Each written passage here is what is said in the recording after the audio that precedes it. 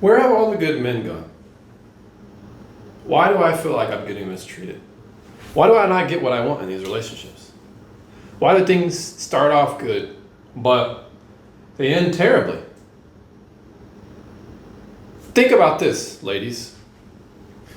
When you build a house, if you build it on a shaky foundation, it doesn't matter how much expensive stuff you put in that house. It doesn't matter how stainless your fridge is. It doesn't matter your appliances. It doesn't matter all the furniture and all the work you put in. It will fail eventually. And all it will take is a little bit of wind, a little bit of earthquake, a little bit of pushing over, a little bit of turmoil, and the house is gone. Why? Because the foundation was not sturdy. So, why does my man treat me like a piece of meat? Why does my man mistreat me? Why do I always seem to get the bad guys? Why? Because you act like a piece of meat. You treat your own self like a piece of meat. And you ask men subconsciously to treat you like a piece of meat. How? How, you might ask? Why does a man treat me like an object? Why do I feel like I'm being used? Because when you set the relationship up, all you're saying to him, through your body language, through the way you behave, not what you talk about, no, how you behave. You are telling him, hey, please objectify me. Hey, please treat me like a piece of meat. Hey, please use me. Please use me. Use me. Use me. That's what you're communicating to a man. How? One example. Your pants are too tight. Your contours of your clothes is too much. But what does that have to do with what we're talking about? Okay. You were telling everybody when you go to the gym, you were telling everybody when you're walking out, hey, please, I need attention. Please, somebody, look at me. Please, I need it. I need it. I need this. Please give it here. Use me. For what? Eye candy. Use me for your own imagination, please. Everybody. So what are men going to do when they meet you? The same thing that he thinks about is the same way he's going to approach you. But you're not going to see it. Because in the same way you're deceiving yourself, he's deceiving you. He's deceiving himself. It's all a bad game. All right. Dang, she looking good. She looking good right now. Wait. Is he thinking about, wow, she looks like a really motherly woman. She looks like somebody I would want to settle down with. She looks like somebody who I can grow old with. No, she is the type you don't bring home to mother. So what is he thinking about? Man, I like to split her up and down, flip her, toss her. I like to do treat her like she's anyways.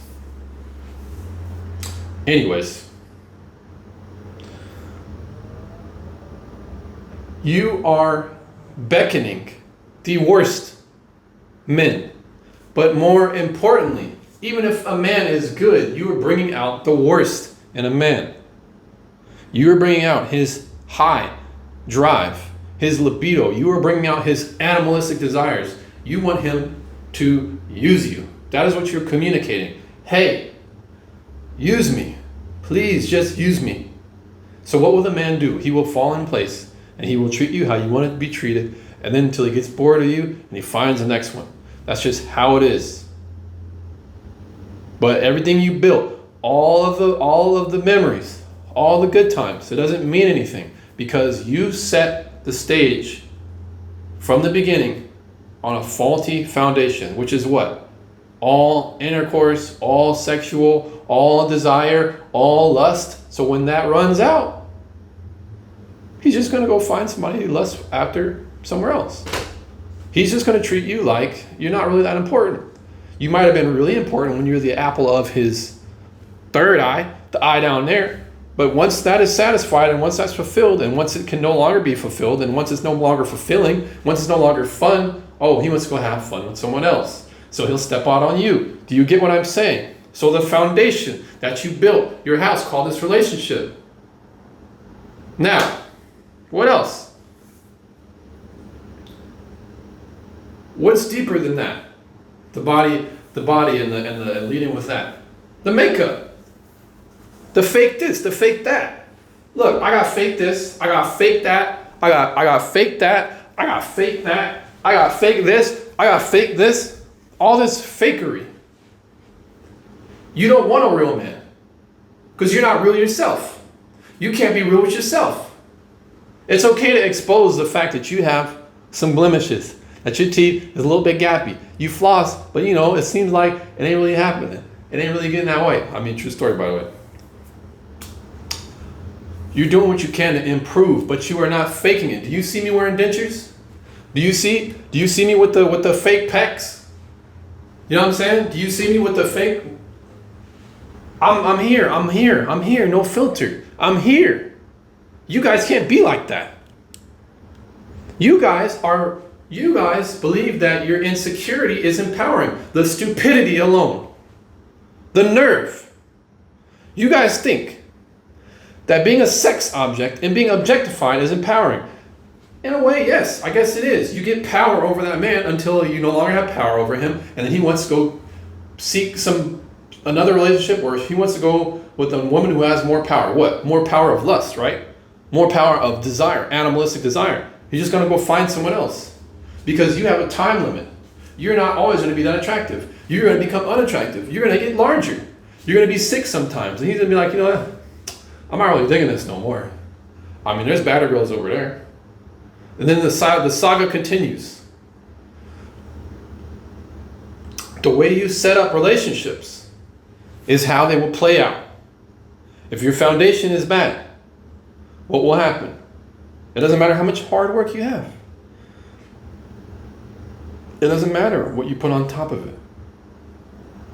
All it's going to take is a little bit of tension. All it's going to take is a little bit of problems. All it's going to take is a little bit of turmoil, a little bit of arguments, a little bit of disagreements, a little offset. Then the whole place is done. That's why he mistreats you. Now, I'm not saying the onus is all on you. I'm just trying to explain how you are participating in the failure of the future of your relationships. That's all I'm trying to explain to you guys. So what can you do on the opposite? Why does the Bible and Proverbs teach like a woman has to be a certain way? And then why all of a sudden, a couple thousand years later, it's the exact opposite, right? Why do we have a virtuous woman back in the day, but now we have a vaginal woman, a woman who acts like a whore? Is there any coincidence there? How is it empowering? How does it bring harmony to the planet? How is it sustainable to act like a piece of meat? Now ask yourself, how is it sustainable to be treated like a piece of meat, to be objectified, to be used, to be abused, to be tossed up and thrown on the side of the road when he's done with you? How does that feel? Does that feel good? Do you want your daughter to experience that? Do you want your man to have? Do you want to have children? And do you want their children to be treated like that? Or do you want your children to be treated like that? Do you want your daughter to be treated like that? Do you want your son to become someone who treats women like that? See, man. Hey, this is a super rant, so I'm gonna cut it here. How much time I got? Yeah, so we're gonna end it right here with this solution. Women, you got to start demanding more out of the man by acting like you deserve it. But if you act like you don't deserve it, he's not going to give it to you because you don't deserve it.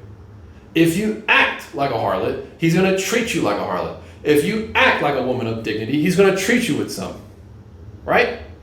And then there's caveats and nuances to that I'm going to get into in the future. But, man.